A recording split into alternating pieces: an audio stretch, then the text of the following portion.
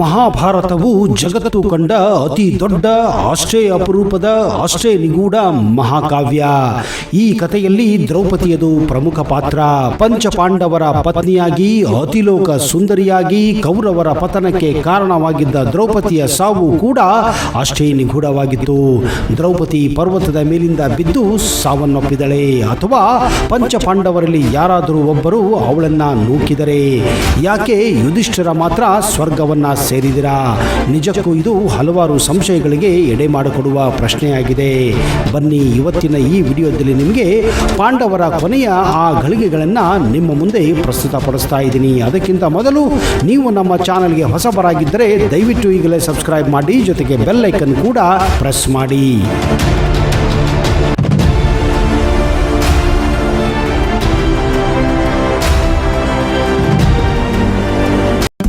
ಪಾಂಚಾಲ ದೇಶದ ರಾಜ ದ್ರುಪದ. ಅವನು ದ್ರೋಣರಿಗೆ ಅಪಮಾನ ಮಾಡಿದ ಅಂತಾಗಿ ದ್ರೋಣರು ತಮ್ಮ ಶಿಷ್ಯ ಅರ್ಜುನನ ಸಹಾಯದಿಂದ ದ್ರುಪದನನ್ನು ಸೋಲಿಸಿ ಅರ್ಧ ರಾಜ್ಯವನ್ನು ಕಿತ್ತುಕೊಂಡು ಹೋಗುತ್ತಾನೆ. ಅವಮಾನದಿಂದ ಕುದಿಯುತ್ತಾ ದ್ರೋಣರ ಮೇಲೆ ಸೇಡು ತೀರಿಸಿಕೊಳ್ಳಲು ಪುತ್ರ ಕಾಮೇಷ್ಟಿ ಎಂಬ ಯಾಗವನ್ನು ಮಾಡುತ್ತಾನೆ. ಆ ಯಾಗದಿಂದ ವಯಸ್ಕರ ಹುಡುಗಿಯಂತೆ ಅಗ್ನಿಯಿಂದ ಹೊರಹೊಮ್ಮಿದವಳೇ ದ್ರೌಪದಿ.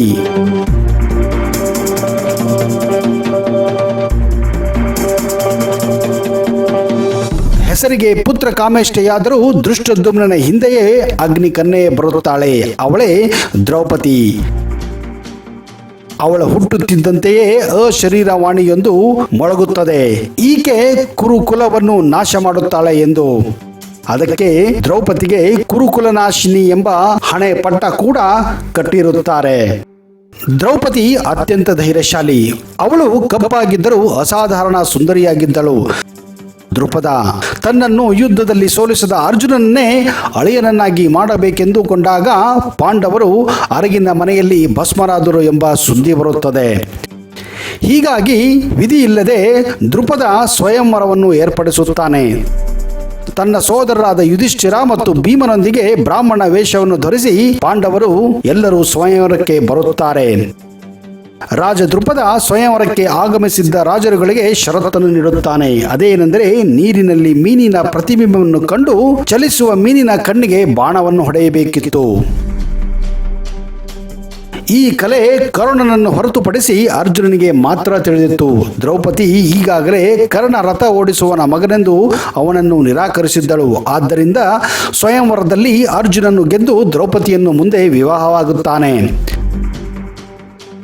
ನಂತರ ದ್ರೌಪದಿಯನ್ನು ಕರೆದುಕೊಂಡು ಅರ್ಜುನ, ಯುಧಿಷ್ಠಿರ ಮತ್ತು ಭೀಮ ಕುಂತಿ ಇದ್ದ ಸ್ಥಳಕ್ಕೆ ಬರುತ್ತಾರೆ. ಆಗ ಅರ್ಜುನ ಕುಂತಿಗೆ, ತಾಯಿ, ನಿಮಗೊಂದು ಭಿಕ್ಷೆಯನ್ನು ತಂದಿದ್ದೇನೆಂದು ಹೇಳುತ್ತಾನೆ. ಆಗ ಕುಂತಿ ಅದೇನೆಂಬುದು ನೋಡದೆ, ಆ ವಸ್ತುವನ್ನು ನೀವು 5 ಜನ ಸಹೋದರರು ಸಮನಾಗಿ ಹಂಚಿಕೊಳ್ಳಿ ಎಂದು ಹೇಳುತ್ತಾಳೆ. ಆಗ ಪಾಂಡವರು ತಾಯಿಯ ಮಾತನ್ನು ಧಿಕ್ಕರಿಸದೆ ದ್ರೌಪದಿಯನ್ನು 5 ಜನ ವಿವಾಹ ಆಗುತ್ತಾರೆ. ದ್ರೌಪದಿಗೆ 5 ಮದುವೆ ಆಗುವುದು ಆಕೆಯ ಹಣೆಬರಹವಾಗುತ್ತೋ ಹೊರತು ಕುಂತಿಯ ತಪ್ಪಾಗಿರಲಿಲ್ಲ. ತನ್ನಿಂದಲೇ ತನ್ನ ಮಕ್ಕಳ ಬಾಳು ಹಾಳಾಯಿತೆಂದು ಕುಂತಿ ಚಿಂತೆಗೆ ಒಳಗಾಗುತ್ತಾಳೆ. ಆಗ ಕೃಷ್ಣನು ಪ್ರತ್ಯಕ್ಷನಾಗಿ ಆಕೆಗೆ ಸಮಾಧಾನ ಕೂಡ ಮಾಡುತ್ತಾನೆ. ಕೃಷ್ಣನು ದ್ರೌಪದಿಯು ಹಿಂದಿನ ಜನ್ಮದಲ್ಲಿ ಶಿವನಿಂದ ಪಡೆದ ವರ ಎಂದು ಅವನಿಗೆ ಗೊತ್ತಾಗುತ್ತದೆ.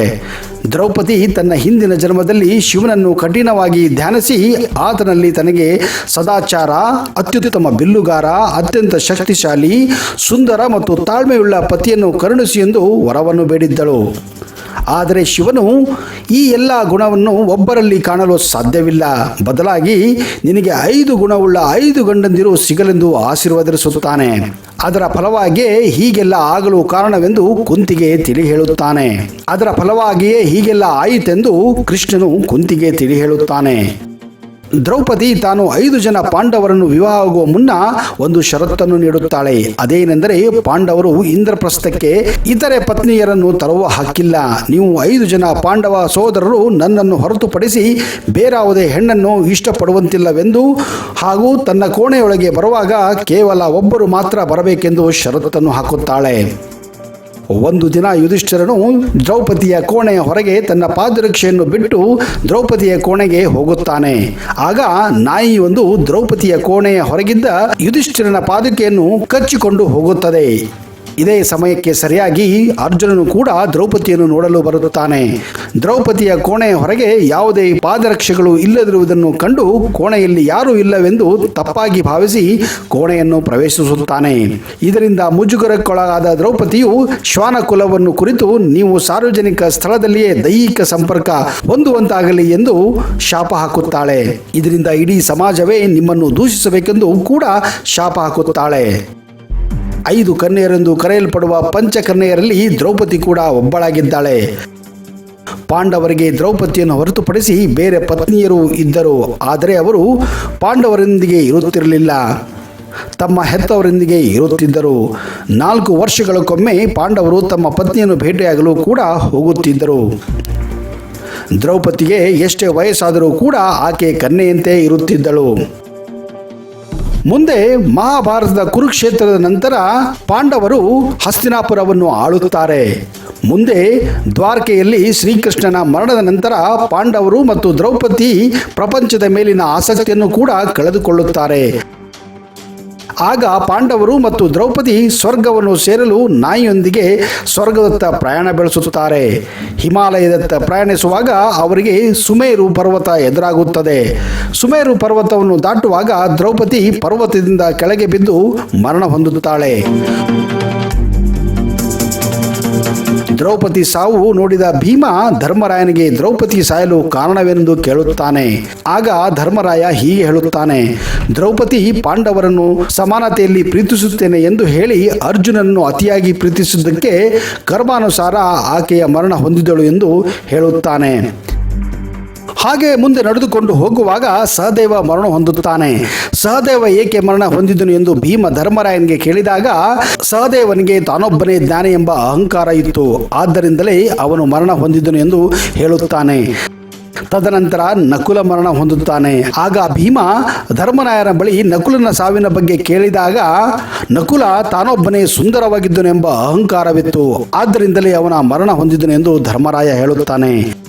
ತದನಂತರ ಅರ್ಜುನ ಕೂಡ ಮರಣ ಹೊಂದುತ್ತಾನೆ.